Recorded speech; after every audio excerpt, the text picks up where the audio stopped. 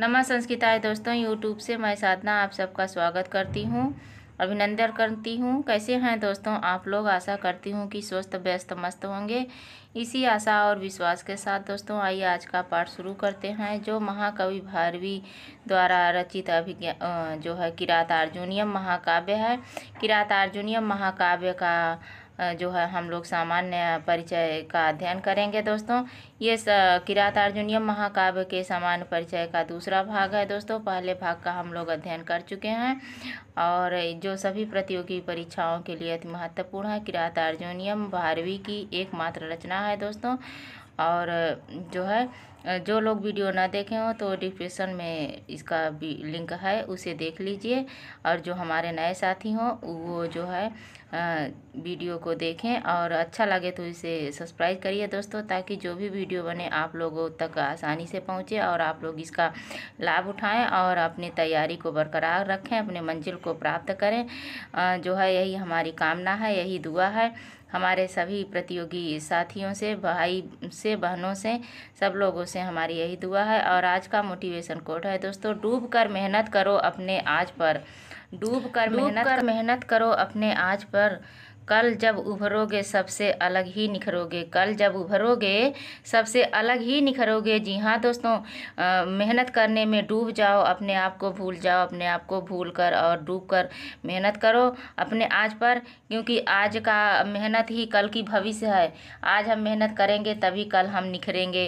तो जब कल हम उभरेंगे सबसे अलग ही निखरेंगे। सबसे अलग दिखने के लिए, सबसे अलग निखरने के लिए मुझे आज डूबकर हमें मेहनत करनी चाहिए।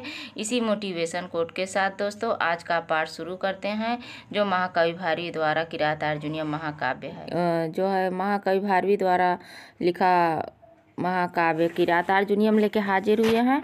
तो कल के वीडियो में हम लोग यहाँ तक पढ़े थे दोस्तों। जो अंतिम श्लोक 46 श्लोक उसमें मालिनी छंद है, यहाँ तक पढ़े थे। उसके आगे के भागों में आज हम लोग यहाँ से पढ़ेंगे। जो है भारवी के अर्थ गौरव के लिए प्रसिद्ध है। भारवी अर्थ गौरवम, क्या भारवे अर्थ गौरवम, ये उनकी प्रसिद्धि के लिए कहा गया है। ये कहा गया है कि जो भारवी हैं वो गागर में सागर भरने वाला कार्य, जो शब्द हैं उनके शब्द जो भारवी के होते हैं वो इतने अर्थ गौरवपूर्ण होते हैं कि गागर में सागर भरने के लायक होते हैं। तो आज हम लोग यहाँ से शुरुआत करते हैं। जैसा कि आप लोगों को पता है कि जो है हम लोग बृहस्पति शुक्र शनिवार को साहित्य पढ़ते हैं, उसके बाद सोमवार मंगलवार बुधवार को व्याकरण शास्त्र पढ़ते हैं। तो आज हम लोग इस समय हम लोग जो है किरातार्जुनीयम का सामान्य परिचय देख रहे हैं। तो किरातार्जुनीयम में सामान्य परिचय में पिछले के वीडियो में यहाँ तक पढ़े थे। अब आगे के वीडियो में हम लोग यहाँ से आज के वीडियो में पढ़ेंगे दोस्तों। तो अर्थ गौरव के लिए प्रसिद्ध है कौन? भारवी प्रसिद्ध है। कहा जाता है कि भारवे अर्थ गौरवम, यानी भारवे अर्थ उपमा कालिदासस्य भारवे अर्थ गौरवम दंडी पदलालित्यम माघे संति त्रय गुण। अर्थात उपमा के लिए कालिदास प्रसिद्ध है और भारवी अर्थ गौरव के लिए प्रसिद्ध हैं और दंडी पदलालित्य के लिए प्रसिद्ध हैं। और जो हमारे महाकवि माघ है, माघ तीनों गुणों में, उसमें उपमा और अर्थ गौरव और पदलालित्य तीनों गुण समाहित है दोस्तों। तो ये भारवे अर्थ गौरव में अर्थ गौरव के लिए, यहाँ अगर पूछा जाता है कि अर्थ गौरव के लिए प्रसिद्ध कवि कौन है तो महाकवि भारवी है। नायक अर्जुन और प्रतिनायक किरात शिव के नाम पर महाकाव्य का नाम पड़ा है किरातार्जुनीयम दोस्तों। इसको कल के वीडियो में भी बताया था कि जो इस किरातार्जुनीयम महाकाव्य के जो नायक हैं वो जो अर्जुन हैं और प्रतिनायक उसके किरात भेषधारी शिव हैं। और इन्हीं दोनों के नाम पे किरातार्जुनीयम महाकाव्य का नाम पड़ा है। क्या? किरातार्जुनीयम महाकाव्य का नाम पड़ा है। कथानक क्या है? अर्जुन को भगवान शिव की तपस्या करने से पाशुपत अस्त्र की प्राप्ति होती है। ये इसका मूल कथानक है, मूल उद्देश्य है। इस कथानक का उद्देश्य यही है कि अर्जुन को भगवान शिव की तपस्या करने से ही पाशुपत की प्राप्ति होती है। तो जो है अर्जुन हिमालय पर्वत पर जाते हैं और भगवान की तपस्या करते हैं। तो उस तपस्या में जो जो बाधाएं, जो जो घटनाएं घटती हैं वो सब इस किरातार्जुनीयम महाकाव्य में है दोस्तों। उसको आगे हम लोग संक्षिप्त कथा के रूप में इसका अध्ययन करेंगे।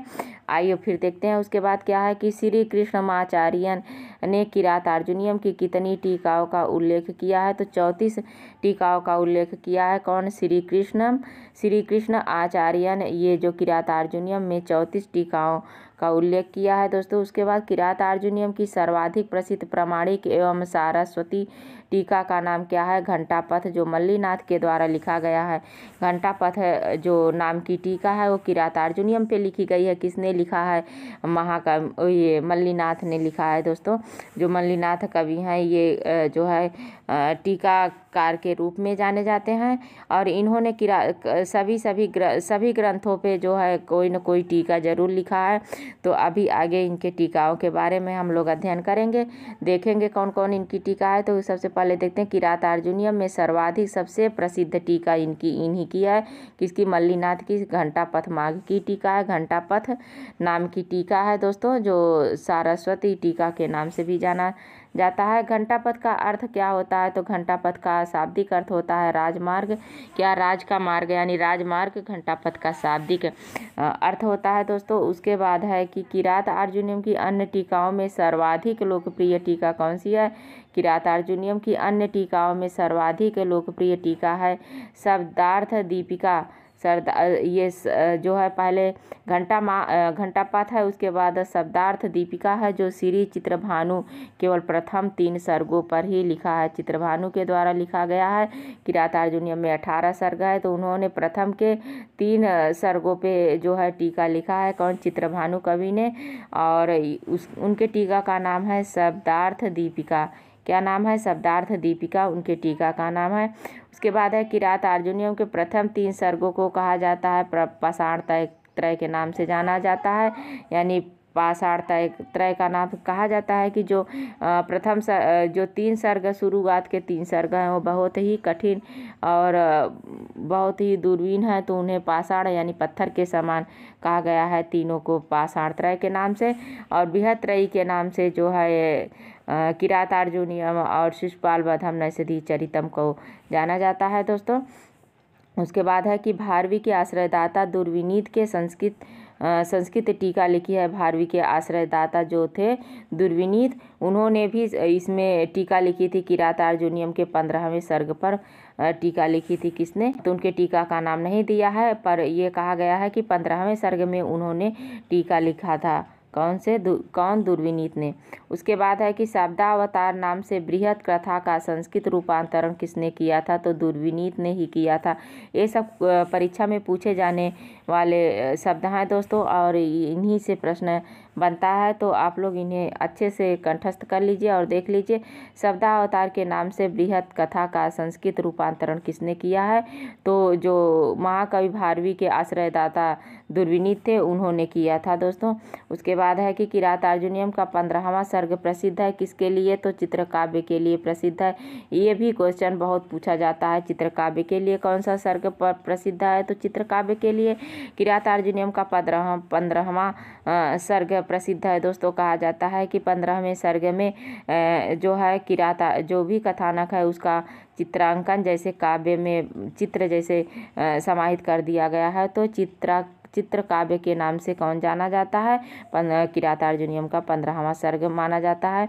12वीं का एकाक्षर श्लोक केवल नकार का प्रयोग किया गया है। जो भारवी ने एक अक्षर के नाम से जो कोई एक अक्षर के नाम से जो है एक श्लोक लिखा है, उसी तरह माघ ने भी घ के नाम पे एक श्लोक है। तो भारवी ने नकार के यानी नकार का प्रयोग करते हुए जो एक श्लोक लिखा है, ये देखते हैं।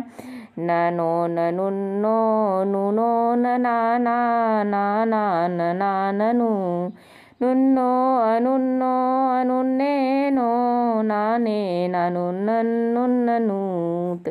तो ये भारवी का है। न नोन नुन्नो नुन्नो नो नाना नाना नना ननु अनुन्नो अनुन्नो अनुनो नाने ना नुन्न नुन्न नतु। ये एक अक्षर श्लोक है दोस्तों। केवल नकार का ही प्रयोग करके इन्होंने एक श्लोक लिखा है। नो नुन्नो नुन्नो नाना नना नुन्नो नुन्नो नुन्ने ने नानुन अनुन्न नुन्न नतु। तो ये है। अर्थगौरव का क्या अर्थ है? तो अल्पसंख्यक में प्रभुत अर्थगौरव का क्या अर्थ है दोस्तों? तो अल्प शब्दों में प्रभुत अर्थ का सन्निवेश अर्थात गागर में सागर भर देना। क्या गागर में सागर भर देना अर्थ गौरव का यही उद्देश्य है और यही इसका अर्थ है। क्या गागर में सागर, यानी जो शब्दों के जो अर्थ है वो बहुत ही गौरवान्वित, बहुत ही गर्वपूर्ण है। तो इसी को कहते हैं कि गागर में सागर भर देने वाले संस्कृत के कवि अर्थ गौरवपूर्ण महाकवि भारवी हैं। उसके बाद है यहाँ पे दोस्तों नारिकेल फल सम्मित वचः। नारिकेल फल सम्मित वचः मल्लीनाथ का कथन है और ये किसके लिए प्रसिद्ध है, तो भारवी के लिए प्रसिद्ध है। उसके बाद है प्रसन्न गंभीर पदा सरस्वती। प्रसिद्ध गंभीर पदा सरस्वती, यह उक्ति किसके है, इस वाक्य ग्रंथ संबंधित है किरात अर्जुनियम से। प्रसन्न गंभीर पदा सरस्वती ये भारवी के लिए नहीं कहा गया है, किरात अर्जुनियम ग्रंथ के लिए कहा गया है। और उसके बाद है अस्फुटता न पदैर्पाकृता न च न स्वकृतिम अर्थ गौरवम। यह वाक्य किस ग्रंथ से संबंधित है, तो किरात अर्जुनियम के दूसरे सर्ग में 27 नंबर का श्लोक है। कहा गया है कि अस्फुटता न पदैर्पाकृता न स्वकृतम अर्थ गौरवम। यह वाक्य जो है किरात अर्जुनियम में कहा गया है किरात अर्जुनियम के लिए। उसके बाद है कि किरात अर्जुनियम का मुख्य कथानक क्या है, अर्जुन द्वारा किरात वेशधारी भगवान शंकर से पाशुपत की प्राप्ति का इसका मुख्य कथानक है दोस्तों।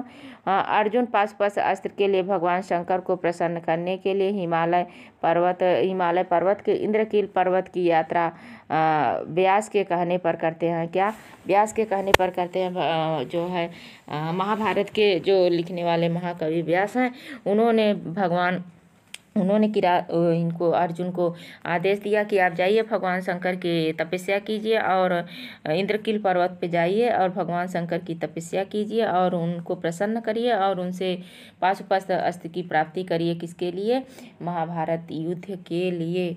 तो यहाँ ये भी क्वेश्चन यहाँ पूछा जाता है कि जो थे कौन, अर्जुन, वो उन्होंने किस पर्वत पे तपस्या किया था, तो उन्होंने किया था इंद्रकील पर्वत पे। इंद्रकील पर्वत कहाँ है, हिमालय पर्वत पे है। हिमालय पर्वत का ही एक भाग इंद्रकील पर्वत है जहाँ अर्जुन ने बैठ कर तपस्या की थी पाशुपत अस्त्र की प्राप्ति के लिए। और ये भी पूछा जाता है कि इंद्रकील पर्वत का वर्णन किस ग्रंथ में आता है, तो जो है किरात अर्जुनियम महाकाव्य में इंद्रकील पर्वत का वर्णन आता है दोस्तों।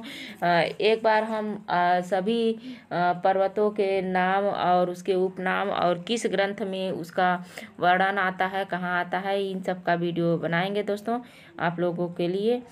तो अभी कुछ दिन बाद अभी नहीं बना पाएंगे।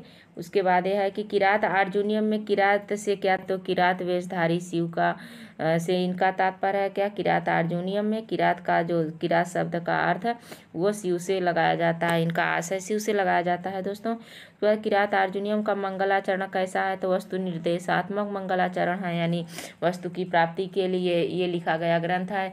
जो पहला श्लोक है, श्रिय कुरूणाम अधिपस्य पालनीम प्रजा सुवृत्तिम यम युक्त वेदितम सवर्णलिंगी विदितः समाययौ वनेचरः द्वैत विधिष्ठिरम द्वैत वने वनेचर।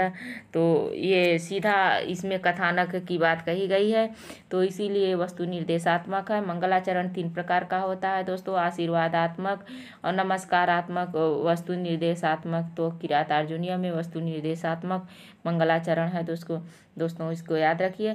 किरात अर्जुनियम महाकाव्य का फल क्या है, तो नायक अर्जुन को किरात वेशधारी शिव से पाशुपत अस्त्र की प्राप्ति का इसका मुख्य कथानक है और इस महाकाव्य का प्रतिफल भी है। यानी ये काव्य का जो अंतिम में इसका जो फल होता है वो क्या होता है कि किरात वेशधारी भगवान शिव से अर्जुन को अस्त्र की प्राप्ति हो जाती है। किस अस्त्र की, पाशुपत अस्त्र की प्राप्ति हो जाती है। किसको, अर्जुन को हो जाती है। अर्जुन को पाशुपत अस्त्र कौन देता है, तो किरात वेशधारी भगवान शिव देते हैं। इस तरह के क्वेश्चन बनते हैं दोस्तों।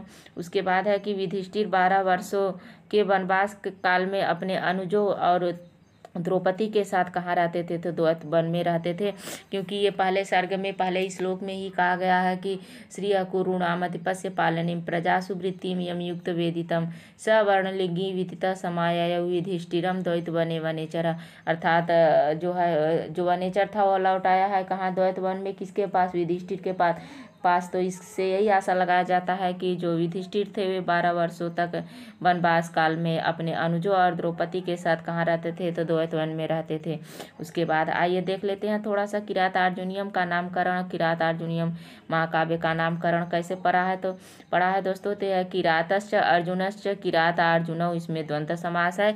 अगर यहाँ से क्वेश्चन बनता है कि किरात अर्जुनियम शब्द में कौन सा समास है, तो किरात अर्जुनियम शब्द में द्वंद्व समास है, क्योंकि किरातश्च अर्जुनश्च किरात अर्जुनौ, क्या किरातश्च अर्जुनम किरातश्च अर्जुनम किरात अर्जुनम यानी द्वंद्व समास है।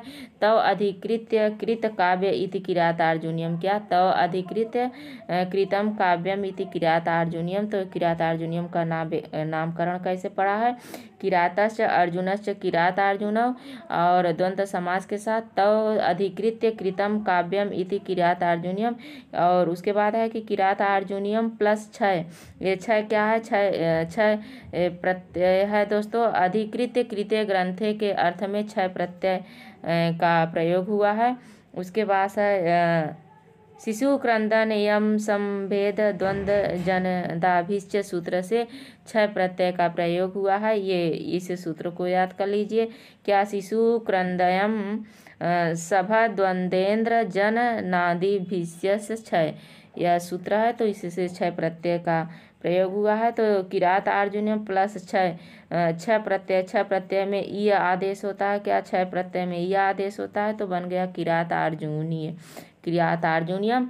आयने यहाँ पे है आयने नेई नी यह घ भ यहाँ पे फ ढ घ छ घाम प्रत्यायादीना नाम से 6 के स्थान पर ई आदेश होकर किरात अर्जुनीय बन गया है। ग्रंथवाची शब्द नपुंसक लिंग में होते हैं, इसीलिए किरात अर्जुनियम शब्द लिखा गया है, क्या किरात अर्जुनियम शब्द बना है। एक बार फिर से इसको देख लीजिए, किरात अर्जुनियम शब्द का नामकरण कैसे पड़ा है कि तो किरातश्च अर्जुनश्च किरात अर्जुनौ द्वंद्व समास के साथ तव अधिकृत्य कृतम काव्यम इति किरात अर्जुनियम। किरात अर्जुनियम में 6 प्रत्यय लगा है। अधिकृत कृत्य ग्रंथे के अर्थ में 6 प्रत्यय है। और शिशु क्रंदन यम संप द्वंद्वेन्द्र जन नादिभिश्च सूत्र से 6 प्रत्यय लगा है। और 6 प्रत्यय में ये जो 6 प्रत्यय है, तो 6 प्रत्यय में ई आदेश होता है, वो किससे, आयन नेय नीय ई, तो आयन यानी घप से आय और ढ से ए और ख से ए, छ से ई और घाम से ये प्रत्यय का विधान होता है।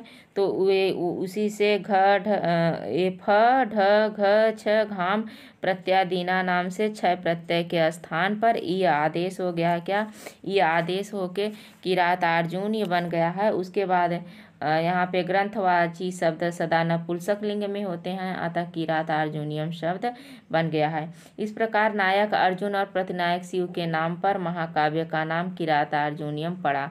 महाकाव्य का नाम किसके, नायक के नाम पे और प्रतिनायक के नाम पे दोनों को मिला के किरात भेषधारी शिव के लिए, अर्जुन के लिए कहा गया है। तो किरात अर्जुनियम महाकाव्य पड़ा है किसका, किरात अर्जुनियम महाकाव्य का नाम जो है नायक अर्जुन के नाम पे और प्रतिनायक शिव के नाम पे, शिव के किरात भेषधारी शिव के नाम पे किरात अर्जुनियम पड़ा है। उसके बाद किरात अर्जुनियम महाकाव्य के पात्र कौन कौन है, आइए थोड़ा सा है इसको लगे हाथी अब भी देख लेते हैं।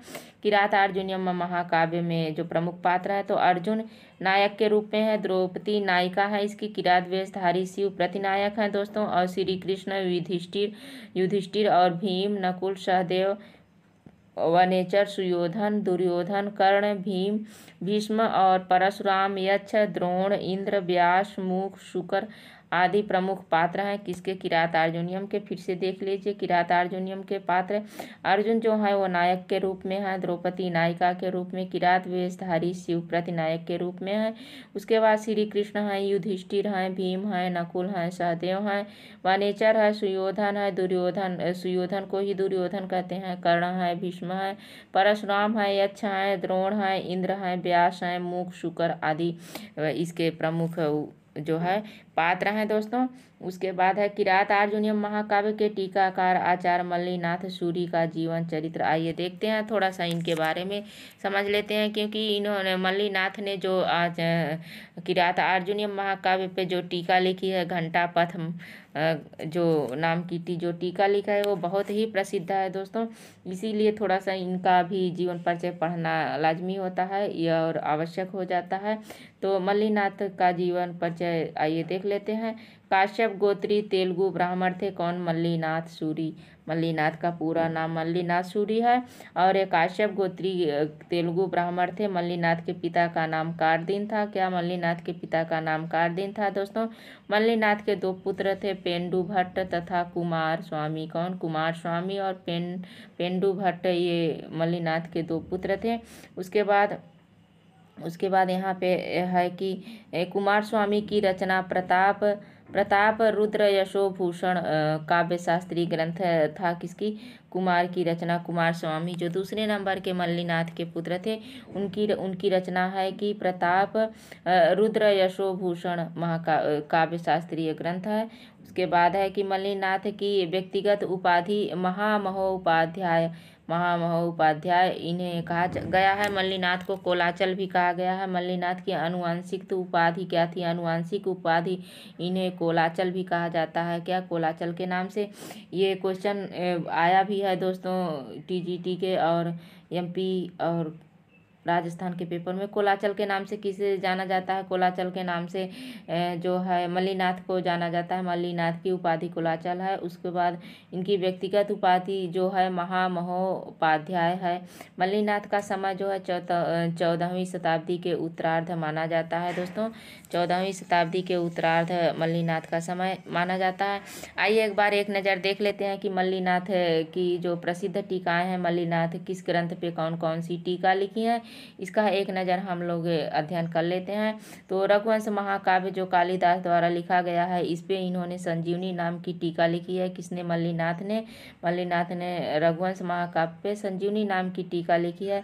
कुमार संभव कालिदास की जो रचना है उसमें भी संजीवनी नाम की टीका लिखी है। मेघदूत और कालिदास की है, इसमें भी संजीवनी नाम की टीका लिखी है। तो इसको हम एक भाग में बांट लेते हैं कि जो कालिदास की मेघदूत, रघुवंश, कुमार संभव जो काव्य है, इन तीनों पे मल्लिनाथ ने संजीवनी नाम की टीका लिखी है। किसमें? मेघदूत पे भी संजीवनी नाम की टीका मल्लिनाथ ने लिखी है। कुमार संभव में भी संजीवनी नाम की टीका मल्लिनाथ ने लिखी है। उसके बाद रघुवंश में भी मल्लिनाथ ने संजीवनी नाम की टीका लिखी है। तीनों काव्य महाकवि कालिदास की है और तीनों टीकाओं का नाम ही संजीवनी टीका है और तीनों ग्रंथों पे मल्लिनाथ ने ही टीका लिखा है। उसके बाद आइए देखते हैं किरात अर्जुनीयम भारवी की रचना है, जो इस पे घंटा पथ नाम की टीका मल्लिनाथ ने लिखा है। घंटा पथ का अर्थ होता है राजमार्ग। क्या होता है? राजमार्ग होता है दोस्तों। उसके बाद शिशुपाल वधम माघ की रचना है, जिसमें मल्लिनाथ ने सर्वांगसा टीका लिखा है। क्या? सर्वांगसा टीका लिखा है। किसने? मल्लिनाथ ने। रावण वधम भट्टी काव्य है। भट्टी कवि है जो है, भट्टी का काव्य है रावण वध है। तो इसमें जीवातु नाम की टीका लिखी है। जीवातु नाम की टीका मल्लिनाथ ने लिखा है। नैषधि चरित की जो टीका है उसमें जीवातु नाम की टीका मल्लिनाथ ने लिखा है। तो अति प्रसिद्ध इनकी टीकाएँ हैं, जो बहुत प्रसिद्ध रूप से टीकाएँ हैं। तो इसे देख ले। संजीवनी नाम की कालिदास की तीनों रचनाओं पर मल्लिनाथ ने संजीवनी नाम की टीका लिखी है। किरात अर्जुनीयम पे घंटापथ के नाम से, शिशुपाल में सर्वांगसा और रावण वध नैषधि चरित में जीवातु नाम की टीका मल्लिनाथ ने लिखा है। अतिरिक्त क्या है कि दोस्तों इसके अतिरिक्त तार्किक रक्षा, नलोदय काव्य, प्रशस्त पाद भाष्य और लघु शब्देन्दु शेखर पर भी मल्लिनाथ ने टीका लिखा है। इसे भी याद कर लीजिए। अगर मान लीजिए वो नहीं पूछता है तो अतिरिक्त अन्य टीकाएँ पूछता है, तो अन्य टीकाओं में तार्किक रक्षा, नलोदय काव्य, प्रशस्त पाद भाष्य और लघु शब्देन्दु शेखर पर भी मल्लिनाथ ने टीका लिखी है। इनका पूरा नाम है महामहोपाध्याय कोलाचल मल्लिनाथ सूरी। क्या? महामहोपाध्याय कोलाचल मल्लिनाथ सूरी मल्लिनाथ का पूरा नाम है। किरात अर्जुनियम के दूसरे प्रसिद्ध टीकाकार चित्रभानु है, जिसमें शब्दार्थ दीपिका लिखा है। त्रिसागरिका प्रारंभ के केवल 3 सर्गों पर इन्होंने टीका लिखा है दोस्तों। तो ये रहा आज का हमारा जो है किरात अर्जुनियम महाकाव्य के संक्षिप्त कथानक काव्य का सामान्य परिचय का दूसरा भाग दोस्तों। इसके पहले भाग का हम लोग पहले के वीडियो में अध्ययन कर लिए हैं, ये दूसरा भाग था। तो आज बस यहीं तक, अगले के भाग में हम लोग यहाँ किरात अर्जुनी के संचित कथा से अध्ययन करेंगे। वीडियो कैसे लगा आप लोगों को दोस्तों? अच्छा लगा तो लाइक शेयर कमेंट करिए, अपने दोस्तों तक पहुँचाइए दोस्तों। जो जहाँ भी कहीं टेलीग्राम फेसबुक और व्हाट्सएप जहाँ भी हो, सभी अपने दोस्तों तक पहुँचाइए। और जो हमारे नए साथी हों, वीडियो देख रहे हों, तो वो चैनल को सब्सक्राइब करिए दोस्तों, ताकि इसका नोटिफिकेशन और वीडियो आप लोगों को आसानी से प्राप्त हो सके और आप लोग अपनी मंजिल को, अपनी तैयारी को अच्छे से कर पाएँ। यही हमारी कामना है और यही आशीर्वाद है। तो इसी कामना और आशीर्वाद के साथ दोस्तों, इन्हीं शब्दों के साथ आज का वीडियो यहीं समाप्त करते हैं। नमः संस्कृताय दोस्तों।